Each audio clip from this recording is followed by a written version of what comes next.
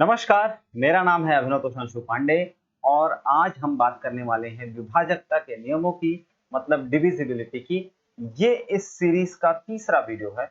अगर आपने अभी तक इससे पहले के जो वीडियोस हैं वो सब नहीं देखे हैं तो मेरा आपसे सजेशन है कि पहले उन वीडियोस को देखें, अपने बेसिक्स को मजबूत करें और उसके बाद में मेरे साथ यहाँ आगे बढ़ते रहें। तो आज सबसे पहले हम बात करेंगे कि 9 से जो विभाजकता है उसका क्या नियम है। तो आप देखिए कि कोई भी एक संख्या हम लोग ले लेते हैं, जैसे कि 1 2 3 4 5। अब इस संख्या का 9 से विभाजकता अगर हमें देखना है तो हम क्या देखेंगे कि अगर हम इन सारी संख्याओं को आपस में जोड़ दें, मतलब यहाँ 1 + 2 + 3 + 4 + 5 इस तरीके से जोड़ दें तो हम ये देखेंगे कि इनको जोड़ने के बाद में जो भी नंबर आता है, यहाँ क्या आएगा 5 4 9, 9 3 12, 14 15 और एक 16। तो यहाँ पर हमको एक संख्या मिली, क्या मिली 16। अब हम क्या 16 को 9 से भाग दे सकते हैं? तो आपका उत्तर होगा कि 9 दूनी 18 होता है, मतलब 16 जो है 9 से भाग नहीं जाएगा और अगर हम देने की कोशिश करें तो हमको रिमाइंडर क्या मिलेगा? रिमाइंडर मिलेगा 7। तो इस तरीके से हम लोगों ने क्या देखा कि ये संख्या 9 से विभाजित नहीं होती और रिमाइंडर यहाँ पर 7 बचता है। ठीक है, अब हमें ये समझना है कि 9 मतलब हम सारी संख्याओं को जोड़ते क्यों हैं, सारे अंकों को जोड़ते क्यों हैं? क्योंकि भाई हमारी आदत क्या है कि हम चीजों को, नियमों को तभी मानेंगे जब हमको उसके बारे में पता है। तो यहाँ पर उदाहरण देख लेते हैं पहले। यहाँ ये जो संख्या है, यहाँ इसको 9 से भाग देने पर हमको क्या मिलता है? तो कुल मिला के 45 मिलता है और 45 9 के पहाड़े में आता है, इसलिए ये पूरी संख्या 9 से पूर्णतः विभाजित हो सकती है। लेकिन अगर हम यहाँ इस उदाहरण में देखें तो ये एक कम है, मतलब हमको यहाँ पर मिल रहा है 44 और इसको 9 से अगर भाग दिया जाए तो हमको शेषफल मिलेगा 8, जो कि इसका रिमाइंडर होगा। अब हम बात करेंगे कि ऐसा होता क्यों।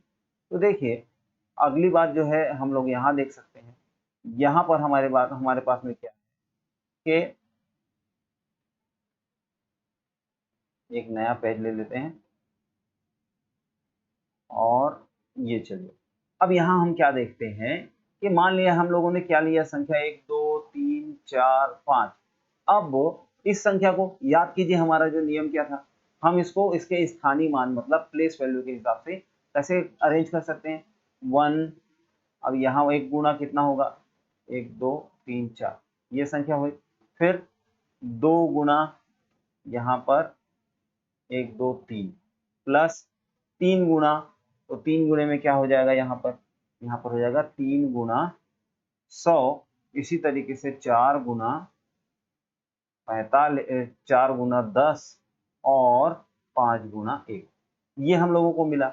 अब हम इसके आगे क्या सोच सकते हैं, ये देखिए, क्या मैं यहाँ जो 10,000 मुझे मिला हुआ है, क्या मैं इसे लिख सकता हूँ 1 गुना 9,999 धन 1। भाई मैंने 10,000 को 9,999 और 1 में बांट दिया। इसी प्रकार मैंने 2 को क्या किया, 2 को भी जो है यहाँ 999 धन 1 इस तरीके से मैंने बांटा। यहाँ देखिए 3 को, मतलब 3 का गुणा किससे हो रहा है, तो 99 धन 1 और यहाँ 4 का गुणा किससे हो रहा है, तो 9 धन 1 और इसी तरीके से 5 का गुणा हो रहा है 1 से। अब देखिए, अगर मैं यहाँ पर संख्या का चुनाव करूँ तो मैं यहाँ क्या देख सकता हूँ, मैं यहाँ देख सकता हूँ कि ये संख्या 9 से पूरी तरीके से विभाजित हो जाती है, मतलब अब यहाँ पर ये जो 1 है ये बच गया। ठीक है, उसी तरीके से ये संख्या भी 9 से पूर्णतः विभाजित हो सकती है। तो अब यहाँ पर क्या बचा, 2 बचा। फिर ये 3, ये 99 जो है 9 से पूरी तरीके से विभाजित हो जाएगा। तो अब यहाँ पर बचा क्या, 3। फिर इसी तरीके से 4 में से ये 9 संख्या 9 से विभाजित होती है, हमारे पास में बचा क्या, 4 और यहाँ पर बचा 5। अगर इन सारी संख्याओं को जोड़ने से भी जो हमारी संख्या मिलेगी वो भी 9 से विभाजित हो जाती है, तो फिर हम बोलेंगे कि ये पूरी संख्या 9 से विभाजित होती है। लेकिन अगर इनमें से कुछ भी संख्या जो है वो बच जाती है तो हमको पता है कि अब जितनी संख्याएं 9 से विभाजित हो सकती है वो हम लोगों ने निकाल दी और जो बचा वो शेषफल तो बचे गए। तो आपको ये लॉजिक समझ में आ गया होगा। अगर ये चीजें आपको अच्छी लगी हैं तो नीचे भाई देखिए, ये जो हार्ड वर्क है उसका आप एक ही रिप्लाई दे सकते हो एक ही गुरु दक्षिणा दे सकते हो कि आप वीडियोस को पहले तो लाइक करें, दूसरी बात है कि वीडियो पूरा देखें, और तीसरी जो सबसे अच्छी बात है कि जितने ज़्यादा सब्सक्राइबर होंगे उससे एक तो मुझे डायरेक्टली प्रॉफिट होगा, और दूसरी चीज़ कि बहुत ही जल्दी बाकी जो स्टूडेंट्स हैं आपके अलावा उनको ये लाइव क्लासेस में मिलने लग जाएंगी, जहां मैं सीधे आपके प्रश्नों का जवाब देता हूं और हम सीधे सीधे इंटरेक्ट करते हैं। तो इसलिए चलिए प्रश्न देखते हैं। तो यहाँ पर देखिए कि क्या ये संख्या 9 से विभाजित हो सकती है। अब देखिए यहाँ एक तरीका ये है कि मैं पूरी संख्या को एक एक करके जोड़ूं और फिर ये देखूं कि 9 से विभाजित होती है या नहीं, या मैं उन संख्याओं के जोड़े में काटता जाऊं जिनको, देखिए जैसे ये 9 है, ये मैंने काट दिया, फिर 8 और 1 मिला के कितना होता है 9, तो इन दोनों संख्याओं को भी मैंने काट दिया। फिर यहाँ देखिए 6 और 3 मिला के 9 होता है, इसको भी काट दिया।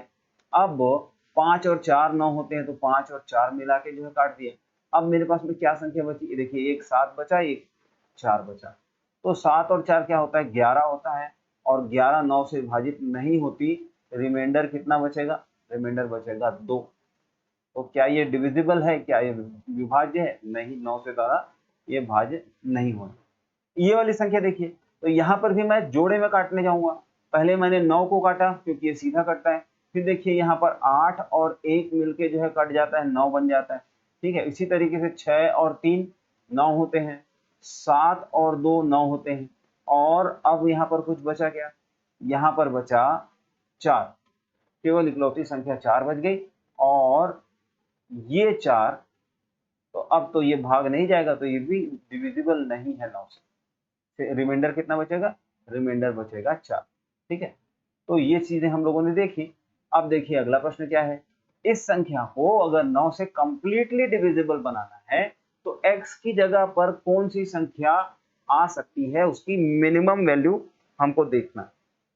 ठीक है, अब हम क्या देखते हैं, इस संख्या को डिविजिबल बनाने के लिए सारे संख्याओं को, ये जितने डिजिट्स हैं इनको जोड़ने से कितना मिलना चाहिए, 1 मिलना चाहिए। ये तो 9 आप पहले काट दीजिए। अब देखिए 4 और 4 8, और ये वाला 1 मिला के 9, तो हम लोगों ने ये तीनों काट दिया। अब क्या बचा 2, और यहाँ पर क्या है 2 और, मतलब 4। तो 4 में मैं ऐसी कौन सी संख्या जोड़ दूं कि उनको जोड़ने से वो जो संख्या मिलेगी वो 9 से डिविजिबल हो। तो मैं 4 में अगर 5 जोड़ देता हूं तो ये बन जाएगा 9, और इस तरीके से ये पूरी संख्या 9 से डिविजिबल हो जाएगी। तो सही उत्तर हमारा हो गया सी 5। चलिए अगला प्रश्न देखिए, अगर मैं 9 से विभाजित करूं तो ये जो पूरी संख्या रिमाइंडर कितना छोड़ती है, 2 छोड़ती है। मतलब अब इन सारी संख्याओं को जोड़ने से मुझे क्या मिलना चाहिए, या तो 9 या तो 11। ठीक है, मतलब 9 नहीं, या तो 2 ही मिलना चाहिए या 11। तो मैं क्या करूंगा, मैं जो है जोड़े में जो चीजें काटता जाऊंगा। यहाँ देखिए ये 6 और ये 3 मिलके कट जाते हैं, उसी तरीके से ये 5 और ये 5 और ये 4 मिलके कट जाते हैं, ये 8 और ये 1 मिलके कट जाते हैं। अब मेरे पास में क्या बचा, देखिए यहाँ पर 2 है, यहाँ पर 6 है, और यहाँ पर 3 है। तो 6 और 3 मिलके भी कट जाते हैं, सिर्फ 2 बचा। मतलब x की बजाय अगर मैं 0 रख दूं या 9 रखूं, तो दोनों में से किसी भी कंडीशन में मेरा रिमाइंडर 2 आएगा। और यहाँ पर 2 हमारे ऑप्शन में है, 9 हमारे ऑप्शन में नहीं है, इसलिए ए हमारा करेक्ट आंसर हो गया। ठीक है, अब अगली बात कर लेते हैं, अगला प्रश्न क्या है। तो अगला प्रश्न आपको बोलता है, अगला प्रश्न बोलता है कि इस नंबर को 9 से डिवाइड करने पे कितना रिमाइंडर बचाएगा। तो कितना रिमाइंडर बचता है, इसके लिए फिर से देखिए ये 9 कटा, ये 9 कटा, और उसके बाद में यहाँ 5 और 4 मिलके 9 हो जाते हैं, और बचा क्या 7 8 यहाँ पर, और 7 और 8 यहाँ पर। मतलब यहाँ पर हो गया 7 चौके 28 29 30, कुल मिला के इन नंबर्स को जोड़ने से 30 मिलता है। अब अगर मैं 30 को डिवाइड करूँ 9 से, तो 9 या 27 होता है, और रिमाइंडर बचता है 3। तो ये ही पूरी संख्या का रिमाइंडर होगा, इसलिए सी मेरा करेक्ट आंसर। आप बताइए, यहाँ पर मैंने 7 8 7 और 8 इन चारों नंबर्स को जोड़ा, तब मुझे 30 मिला था। फिर मैंने 9 से भाग दिया और रिमाइंडर कितना मिला, 30। ठीक है, अगले प्रश्न में देखते हैं। तो अगली बात है कि डिविजिबिलिटी ऑफ बाय 3 क्या होता है। तो डिविजिबिलिटी बाय 3 के लिए भी जो है हम लोग क्या बोल सकते हैं कि अगर मैंने सारे डिजिट्स को किसी नंबर 1 2 3 4 5 इस डिजिट के सारे, मतलब इस नंबर के सारे डिजिट्स को जोड़ दिया, मतलब 1 + 2 + 3 + 4 + 5 इस तरीके से जोड़ दिया, तो ये जो नंबर है अगर ये 3 के टेबल में आता है तो डिविजिबिलिटी है, और अगर 3 के टेबल में नहीं आता तो फिर कुछ रिमाइंडर बचेगा। अब इसका भी रीजन मैंने क्या बताया था, मैंने जो है 1000 को कैसे लिखा था, 1000 को मैंने लिखा था 99 प्लस 1, 999 प्लस 1। अब देखेंगे कि ये संख्या 999 ये तो 3 से डिविजिबल है, लेकिन ये एक बच गया, तो इस एक के मल्टीपल में यहाँ पर मान लीजिए मैंने रखा x, तो आपको मिलेगा x बाय एक्स, और इसको चेक करना पड़ेगा कि ये 3 से डिविजिबल है या नहीं। तो जो रीजन हम लोगों ने 3 की डिविजिबिलिटी के लिए बोला था वही का वही सेम रीजन हम यहाँ पर अब पहले 9 के लिए बोले थे, अब 3 के लिए बोले, तो आपको रीजन भी समझ में आ गया।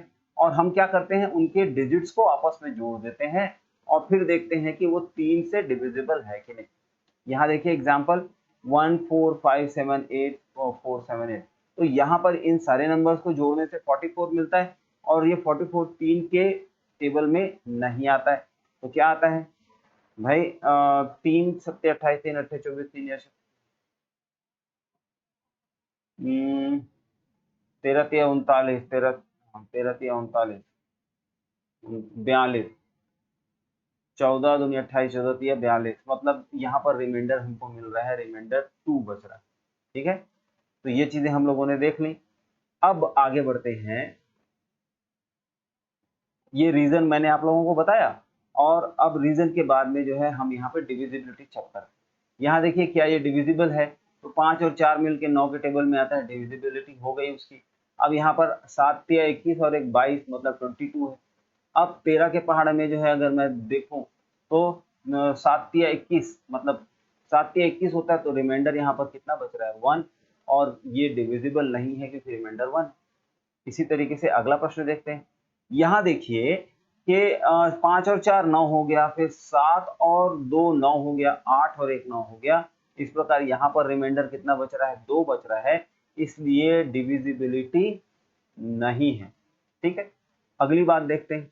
अगला प्रश्न कहता है कि इस संख्या को 3 से डिविजिबल बनाने पर, 3 से भाग देने पर कितना रिमाइंडर बचता है, एक रिमाइंडर बचता है, तो x की वैल्यू बता दीजिए। तो देखिए अगर हम इन सारे डिजिट्स को जोड़ें तो जो है रिमाइंडर 1 आने के लिए क्या होना चाहिए, जो भी संख्या डिविजिबल होती है 3 से उससे एक ज्यादा होना चाहिए।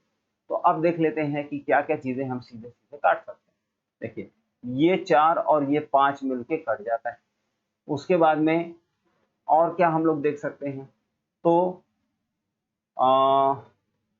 6 और 6 12, और 12 4 16, और 16 और 1 17, तो 17 और 14 मतलब होता है 7 4 11 की 1, और यहाँ पर 3 31 आ रहा है। अगर ये 30 होता तो रिमाइंडर, समझ रहे हैं आप बात को, तो इन सारे नंबर्स को जोड़ेंगे और उसके बाद में रिमाइंडर के लिए जो है हम उपाय करेंगे। तो देखिए 6 5 11, 6 plus 5 plus 6 plus 4 plus 4 plus 7 plus 7 plus 4 plus 1, ये सारी संख्याओं का जो है एडिशन करने से क्या मिलता है, 6 6 और 4 10, 6 और 4 10 20, और उसके बाद में 5 और 1 4 और 1 5 और 5 10 मतलब 30, और उसके बाद में यहाँ पर जो है देखते हैं 7 दूनी 14, तो यहाँ पर हमको कितना मिल रहा है, यहाँ पर हमको 44 मिल रहा है। अगर ये 45 होता तो क्या होता, 3 से डिविजिबल हो जाता। अब यहाँ पर 44 में हम x क्या ऐसी वैल्यू लें कि रिमाइंडर 1 हो, तो इस x की वैल्यू अगर हम 2 ले लेते हैं तो ये हो जाएगा 46, और 46 को 3 से डिवाइड करने पे हमको कितना मिलता है, हमको मिलता है रिमाइंडर 1। इसलिए हम लोगों ने x की वैल्यू कितनी ले ली, 2, and this is our correct answer. चलिए आगे बढ़ते हैं और अगला प्रश्न देखते हैं। यहाँ क्या बोल रहा है कि ये 3 से डिविजिबल है, मतलब डिवाइड देने से क्या होगा, रिमाइंडर 1 मिलेगा। तो x की वैल्यू बताइए, 9 और 9 हटा दो, फिर 5 और 4 हटा दो, और अब देखते हैं 7 5 और 1 6, और 6 और 7 कितना होता है, 6 दूनी 12 और 1 13 धन x।